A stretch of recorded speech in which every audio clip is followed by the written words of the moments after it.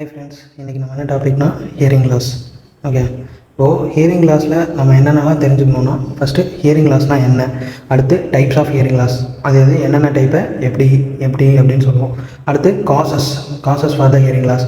இப்போது 2 hearing loss இருக்குது, அதை எப்படி டிஃப்ரென்ஷியேட் பண்ணுறோம் அப்படின்னு சொல்ல போகிறோம். டிஃப்ரென்ஷியேஷனுக்கு ஒரு 4 டெஸ்ட் இருக்குது. Rinne's test, Weber's test, acoustic மோல் கண்டக்ஷன் டெஸ்ட்டு, ஸ்வாபேஜ் டெஸ்ட்டு. அப்புறம் இந்த 4 டெஸ்ட் வச்சு டிஃப்ரென்ஷியேட் பண்ணிடுவோம். அதுக்கப்புறம் ட்ரீட்மெண்ட்.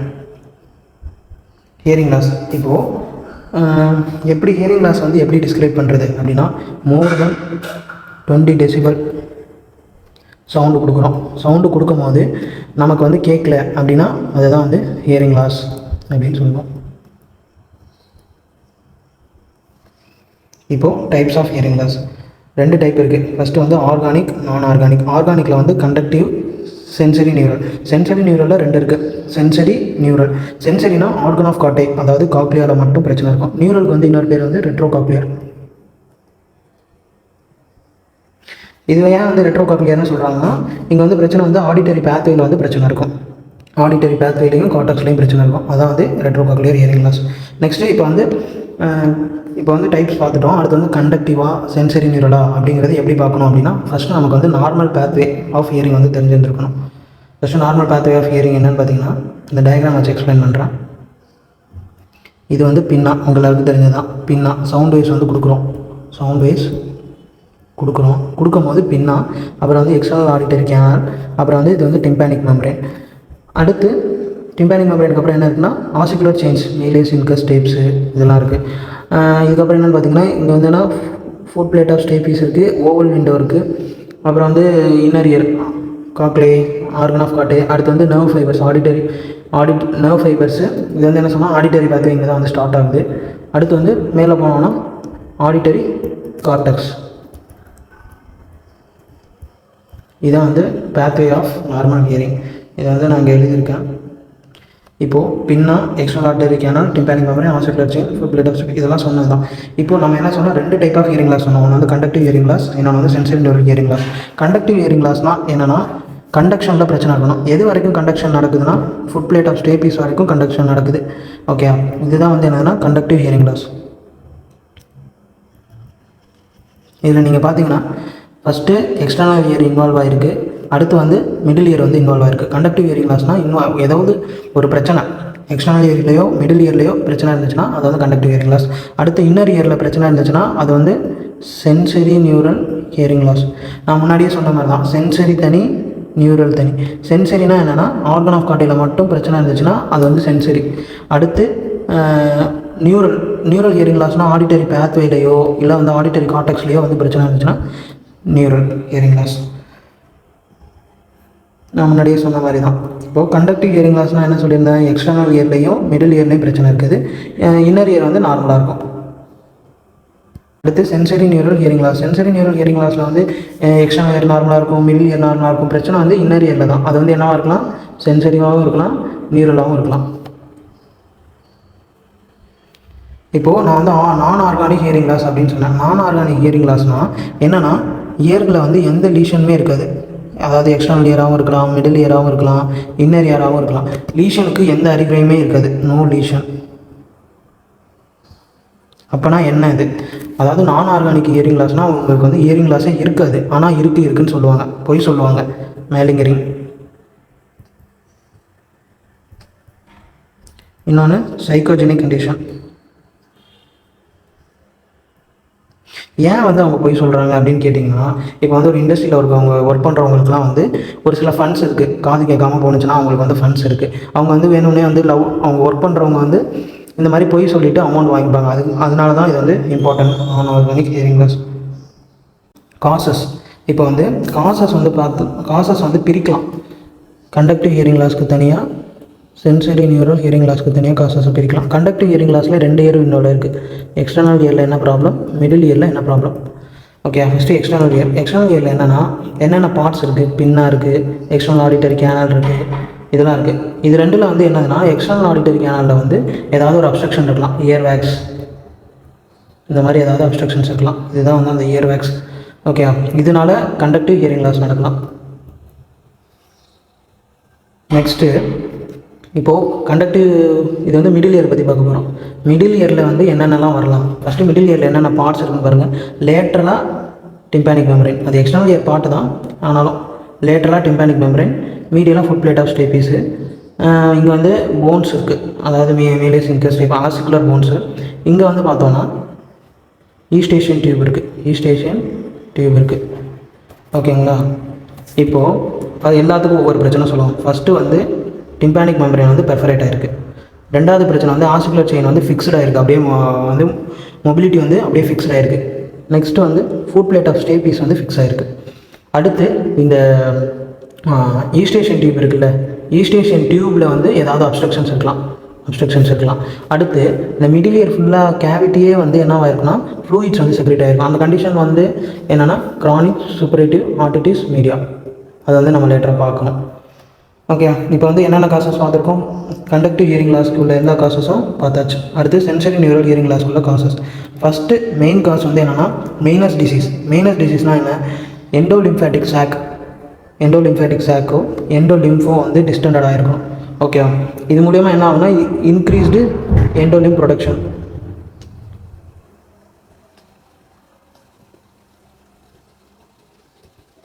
இது ஒரு கண்டிஷன். ரெண்டாவது கண்டிஷன் வந்து ப்ரெஸ்பைக்யூசிஸ்னால் மோர் தென் 65 இயர்ஸாக இருக்கவங்களுக்கு எந்த ஒரு காசுமே இல்லாமல் அவங்களுக்கு வந்து என்ன வரும்னா ஹியரிங் லாஸ் வரும். என்ன ஹியரிங் லாஸ்னால் சென்சரி நியூரல் ஹியரிங் லாஸ். இது எல்லாமே என்னென்னு பார்த்தோன்னா தேர்டு வந்து என்ன பார்த்தோன்னா லேப்ரிங்கில் ட்ராமாவோ இல்லை இன்ஃபெக்ஷனோ நடந்து வரலாம். இதான் வந்து causes of sensory neural hearing loss. Okay, next என்ன பார்க்க போகிறோம்னா எப்படி இப்போ வந்து நம்ம வந்து ஃபஸ்ட்டு என்ன பார்த்தோம், ஹியரிங் லாஸ்னால் என்னென்னு பார்த்தோம், டைப்ஸ்னால் என்னென்னு பார்த்தோம். அடுத்து வந்து டைப்ஸில் வந்து கண்டக்டிவ் பார்த்தோம், சென்சரி நியூரல் ஹியரிங் லாஸ் பார்த்தோம். அடுத்து வந்து ஈட்டியாலஜி வந்து பார்த்தோம். ஈட்டியாலஜி வந்து பார்க்கும்போது என்னென்ன அப்படின்லாம் பார்த்துட்டோம். இப்போ வந்து கண்டக்டிவ் ஹியரிங் லாஸையும் சென்சரி நியூரல் ஹியரிங் லாஸையும் டிஃப்ரென்ஷியேட் பண்ணணும்.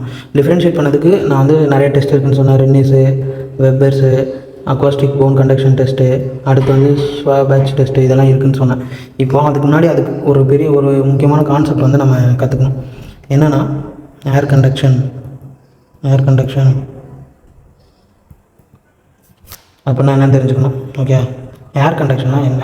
ஃபஸ்ட்டு நம்ம ஒரு சவுண்டு கொடுத்தோன்னே அந்த சவுண்டு வந்து எங்கே ட்ராவல் ஆகுதுன்னா ஹியரிங் பாத்வே நான் முன்னாடி உங்களுக்கு ஒரு ஃப்ளோ சார்ட் மாதிரி போட்டு சொன்னல, அந்த ஹியரிங் பாத்வே அதாவது என்னென்னா பின்னா, external auditory canal, tympanic membrane, middle ear, ossicular chain, அதுக்கப்புறம் எங்கே போகுது ஃபுட் பிளேட் ஆஃப் ஸ்டேபீஸு, அதுக்கப்புறம் வந்து இன்னர் இயர்.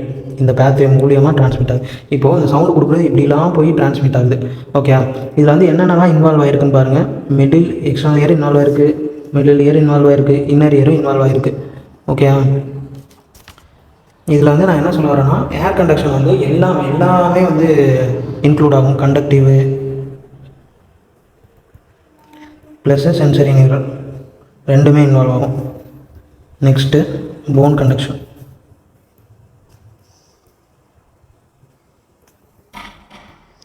போன் கண்டக்ஷனில் பார்த்தோன்னா இது வந்து பின்னா மூலியமாகவோ, எக்ஸ்டர்னல் ஆடிட்டரி கேனாலு, அப்புறம் வந்து tympanic membrane, ossicular chain, footplate of stapes இவ்வளோலாம் இன்வால்வ் ஆகணுன்னே தேவையில்லை. ஒரு டூனிக் ஃபோர்க்கை எடுக்கிறோம். எடுத்து என்ன பண்ணுறோன்னா மேஸ்டைட், அதாவது இந்த பின்னாக்கு போஸ்டீரியராக இருக்க இடத்துல டூனிக் ஃபோர்க்கை தட்டி மேஸ்டைட்டில் வைக்கிறோம். மேஸ்டைட்டில் வச்சோனையும் அது வந்து ஒரு போனி பார்ட்டு. மேஸ்டைட் வந்து என்னது, ஒரு போனி பார்ட்டு. இந்த போனி பார்ட்டில் வந்து கண்டக்ஷன் நடக்கும். கண்டக்ஷன் நடந்து எங்கே போகும் அப்படின்னு கேட்டால் டைரெக்டாக காக்லியாவுக்கு போயிடும். இந்த பேத்வேயே வந்து ஸ்கிப் பண்ணிடும். இது ஃபுல்லாகவே ஸ்கிப் ஆகிடும். காக்லியாவுக்கு போவோம். அங்கே இருக்க ஃப்ளூயிட்ஸ் வந்து வைப்ரேட் ஆகும். ஃப்ளூயிட்ஸ் வைப்ரேட் ஆகிறதுனால என்ன ஆகும்னா இந்த இம்பல்ஸ் வந்து எங்கே போகும்னா பெசிலார் மெம்பரேனுக்கு போகுது. அப்புறம் வந்து ஹேர் வந்து அங்கே இருக்க outer hair cells, inner hair cells, எல்லா ஹேர் செல்ஸும் வந்து இதெல்லாம் வந்து என்ன பண்ணுன்னா டெக்டோரியல் மெம்பரேனில் போய் ஸ்டிமுலேட் ஆகி டெக்டோரியல் மெம்பரேனில் போயிட்டு ஸ்டிமுலேட் ஆகிட்டு ஆடிட்டரி நர்வ் இது மூலியமாக எங்கே இம்பல்ஸை கண்டக்ட் பண்ணோன்னா ஆடிட்டரி கார்டெக்ஸ்க்கு. ஓகே, இதுதான் வந்து மெக்கானிசம். இங்கே இதில் என்ன வந்து சொல்ல வர்றோன்னா இப்போ வந்து போன் கண்டக்ஷனில் மிடில் இயரையும் எக்ஸ்டர்னல் இயரையும் ஸ்கிப் பண்ணுறாங்க. அப்போ வந்து என்ன இங்கே வந்து ஒரு முக்கியமான விஷயம்னா, இங்கே கண்டக்ஷன் வந்து depends on only inner year. அப்போ கண்டக்டிவ் பாத்வே கண்டக்டிவ் கிடையாது, சென்சரி நியூரல் மட்டும்தான், சென்சரி நியூரல் ஹியரிங் மட்டும்தான் இங்கே. ரெண்டில் எது வந்து பெட்ரு அப்படின்னு நீங்களே பெட்ருன்னு கேட்டால், air conduction is always better than bone conduction in normal ear. இதுதான் ரொம்ப முக்கியமானது. இதை வந்து இன்னொரு டைம் கூட பார்த்துக்கோங்க. இப்போது ரெனிஸ் டெஸ்ட்னா என்னென்னு பார்க்கலாம். ரெனிஸ் டெஸ்ட்னால் ஒரு டூனிக் ஃபோர்க்கு தட்டிட்டு பேஷண்ட்டோட மாஸ்டாய்டு ஏரியா, அதாவது போனி ப்ராமினன்ஸில் வைக்கிறோம். வச்சோடனே அவங்களுக்கு வந்து போனில் வந்து வைப்ரேஷன்ஸ் இருக்கும். அவங்க வந்து அந்த வைப்ரேஷன்ஸ் முடிஞ்சோடனே எனக்கு கேட்கல அப்படின்னு சொல்லுவாங்க. அதை சொன்னதுக்கப்புறம் அந்த டூனிக் ஃபோர்த்தை எடுத்து அவங்க இயருக்கு பக்கத்தில் வைக்கிறோம். வைக்கும் போது ஏர் கண்டக்ஷன் இருக்கா இல்லையான்னு சொல்லுவாங்க. ஏர் கண்டக்ஷன் இருந்துச்சுன்னா air conduction greater than bone conduction. இப்போது இல்லை எனக்கு வந்து காதில் வந்து அது கேட்கல அப்படின்னு சொன்னாங்கன்னா bone conduction greater than air conduction. இப்போது ஃபஸ்ட்டு கேஸ் வந்து Rinne's test positive, second case வந்து ரெனிஸ் டெஸ்ட்டு நெகட்டிவ். இதுக்கு ஒவ்வொன்றுக்கும் 2 கண்டிஷன் இருக்குது. நான் முன்னாடியே சொன்னது தான். நார்மல் இயருக்கு என்ன சொன்னேன், air conduction greater than bone conduction, normal ear. இன்னொரு கண்டிஷன் என்னென்னா சென்சரி நியூரல் ஹியரிங் லாஸ். ஏன் இங்கே வந்து ரெனிஸ் டெஸ்ட் வந்து பாசிட்டிவ் ஆகுதுன்னா, சென்சரி நியூரல் ஹியரிங் லாஸ்ங்கிறது வந்து inner ear pathology. Inner ear பேத்தாலஜியில் வந்து ஏர் கண்டக்ஷனை வந்து அஃபெக்ட் பண்ணாது. டஸ் நாட் அஃபெக்ட் ஏர் கண்டக்ஷனை வந்து அஃபெக்ட் பண்ணாது. ஓகே. அடுத்து இதில் 2 கண்டிஷன் இருக்குது. ஒன்று வந்து கண்டக்டிவ் ஹியரிங் லாஸ், இன்னொன்று வந்து severe sensory neural hearing loss. இப்போது இந்த கண்டக்டிவ் ஹியரிங் லாஸில் வந்து பார்த்தா பேத்தாலஜி வந்து மிடில் இயர்லேயோ எக்ஸ்டர்னல் இயர்லேயோ இருக்குது. அப்போ வந்து ஏர் கண்டக்ஷன் வந்து கம்மியாக இருக்கும். இது ஓகே. ஏன்டா சென்சரி நியூரல் ஹியரிங் லாஸும் வந்து இந்த மாதிரி போன் கண்டக்ஷன் வந்து எப்படி அதிகமாக இருக்குது அப்படின்னு கேட்பீங்க. இங்கே வந்து என்ன டெஸ்ட்னா ஃபால்ஸ் நெகட்டிவ். இது ரிசல்ட் ஃபால்ஸ் நெகட்டிவ். ஏன் இப்படி சொல்கிறேன்னா, இப்போ வந்து ஒரு கொஞ்சம் காம்ப்ளெக்ஸான ப்ராப்ளம் தான் இது. இப்போ நம்ம வந்து இந்த டூனிக் ஃபோர்க்கை தட்டி ரைட் இயரில் வைக்கிறோன்னு வச்சுக்கோங்க. ரைட் இயரில் வைக்கிறோன்னா அந்த போனி ப்ராமினன்ஸில் சவுண்டு வந்து வைப்ரேட் ஆகி போகாது. ஏன்னா இங்கே இருக்குது என்னது, சென்சரி நியூரல் ஹியரிங் லாஸ். அப்போ என்ன, போன் கண்டக்ஷன் டிக்ரீஸாக இருக்கணும். இப்போது ஃபுல்லாக ஸ்கல் இருக்கிறதுனால அது லேட்டரலைஸ் ஆகி ரைட்டுலேருந்து எங்கே போகும்னா லெஃப்ட்டுக்கு போய் அங்கே போன் கண்டக்ஷன் இருக்கும். ஓகே. இது வந்து போன் கண்டக்ஷன் அதிகமாக இருக்குது. ஏர் கண்டக்ஷன் வந்து இப்போ வந்து சென்சரி நியூரல் ஹியரிங் லாஸ் தானே, அப்போ ஏர் கண்டக்ஷன் இருக்கலாமே அப்படின்னு நீங்கள் கேட்கலாம். என்னன்னா இது வந்து சிவியர் சென்சரி நியூரல் ஹியரிங் லாஸில் மொத்தமாக அஃபெக்ட் ஆகிடும். ஏர் கண்டக்ஷன் அஃபெக்ட் ஆகும். வெபர்ஸ் டெஸ்ட்டோட ப்ரொசீஜர் பார்த்தோன்னா, டூனிக் ஃபோர்க்கை தட்டிட்டு வைக்கலாம். எங்கெங்கெல்லாம் வைக்கலாம்னா வெர்டெக்ஸில் வைக்கலாம், அப்பர் டீத்தில் வைக்கலாம், ஃபோர்ஹெட்டில் வைக்கலாம். வெர்டெக்ஸு, ஃபோர்ஹெட்டு, அப்பர் டீத்து எங்கே வைக்கலாம். வச்ச உடனே ஒரு ரிசல்ட் கிடைக்குமா, ரிசல்ட்டை வந்து நிமோனிக்ஸ் மூலயமா கொண்டு போகிறேன். சாக்ஸ்னா எஸ்னா சென்சரி நியூரல் ஹியரிங் லாஸ். எங்கன்னா ஆப்போசிட் சைட். இதே வந்து கண்டக்டிவ் ஹியரிங் லாஸ், இது வந்து சேம் சைட். ஓகே. இப்போது ஒரு எக்ஸாம்பிள் எடுத்துப்போம். இப்போ என்ன ஆகுனா, வெபர்ஸ் டெஸ்ட்டில் வந்து ஆப்போசிட் சைடில் நம்ம வந்து வச்சோன்னா அது வந்து ஆப்போசிட் சைடில் வந்து வெபர்ஸ் டெஸ்ட் வந்து வைப்ரேட் ஆகி போகும். ஆனால் கண்டக்டிவ் ஹியரிங் லாஸில் சேம் சைடில் வைப்ரேட். இப்போ ஒரு எக்ஸாம்பிள் சொல்கிறோம். Right year, left year. Okay. Right இயரில் சென்சரி நியூரல் ஹியரிங் லாஸ் இருக்குன்னு வச்சுப்போம். வெபர்ஸ் பண்ணுறோம், லெஃப்ட் சைடுக்கு போகும், லேட்டரலைஸ்டு டு த லெஃப்ட். ஏன் போகுது அப்படின்னா, ஃபஸ்ட்டு சென்சரி நியூரல் ஹியரிங் லாஸ்னால் என்ன, போன் கண்டக்ஷன் கம்மியாக இருக்கும், ஏர் கண்டக்ஷன் அதிகமாக இருக்கும். இது என்ன டெஸ்ட்டு, இது வந்து என்ன டெஸ்ட்னா ஒரு போன் கண்டக்ஷன் டெஸ்ட்டு.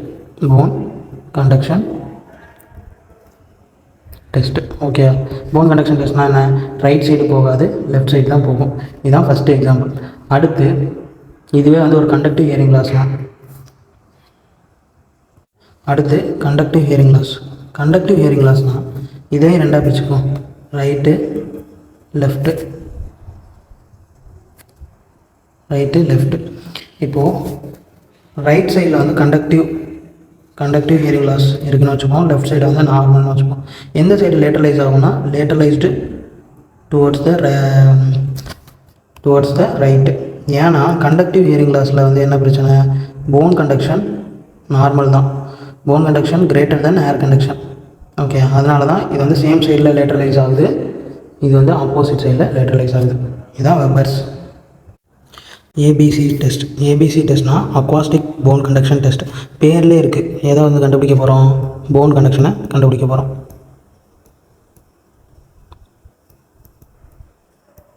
இப்போது 2 டைப் ஆஃப் டெஸ்ட் இருக்குது. Subjective, objective. முன்னாடி 2 பார்த்த ரின்னீஸு, வெப்பரு இதெல்லாம் வந்து என்னென்னா சப்ஜெக்டிவ் டெஸ்ட்டு, பேஷண்ட்டோட கோஆப்ரேஷன் தேவை. இது வந்து ஒரு ஆப்ஜெக்டிவ் டெஸ்ட்டு, பேஷண்ட்டோட கோஆப்ரேஷன் நமக்கு தேவை கிடையாது. ஓகே, இப்போது ப்ரொசீஜர் என்னென்னா, ஃபஸ்ட்டு அவங்க ட்ரேகஸை க்ளோஸ் பண்ணிடணும். டூனிக் ஃபோர்க்கை தட்டி மேஸ்டாய்டு ஆண்ட்ராங்க வைக்கணும். வைக்கும்போது என்ன ஆகுனா அங்கே வந்து போன் கண்டக்ஷன் நடக்கும். அவங்க வந்து போன் கண்டக்ஷன் முடியும் போது எனக்கு கேட்கல அப்படின்னு சொல்லுவாங்க. இப்படி சொல்லும் போது நம்ம என்ன பண்ணணும்னா, நம்ம காதில் அந்த மேஸ்டாய்டில் கொண்டே வைக்கணும். மேஸ்டாய்டு ரீஜனில் கொண்டே வைக்கணும். வைக்கும் போது போனி கண்டக்ஷன் இருந்ததுன்னா அது அப்நார்மல். இல்லை நம்ம காதில் வைக்கும் போது போனி கண்டக்ஷன் இல்லை அப்படின்னா அது நார்மல். இப்போது இது என்ன பண்ணுதுன்னா போனி கண்டக்ஷனா, அப்போ என்ன சென்சரி நியூரல் ஹியரிங் லாஸ். இப்போ வந்து இந்த பக்கம் நார்மல்னால் நம்ம என்ன நினைப்போம், நார்மல் இயராகவும் இருக்கலாம், கண்டக்டிவ் ஹியரிங் லாஸாகவும் இருக்கலாம்னு சொல்லுவாங்க. ஆனால் இங்கே கண்டக்டிவ் ஹியரிங் லாஸ் கிடையாது. அதுக்காக தான் நெக்ஸ்ட்டு டெஸ்ட்டு. அது என்ன டெஸ்ட்னா சாவேஜ் டெஸ்ட். இதுவும் வந்து என்னென்னா ஒரு போன் கண்டக்ஷன் டெஸ்ட். ஓகே,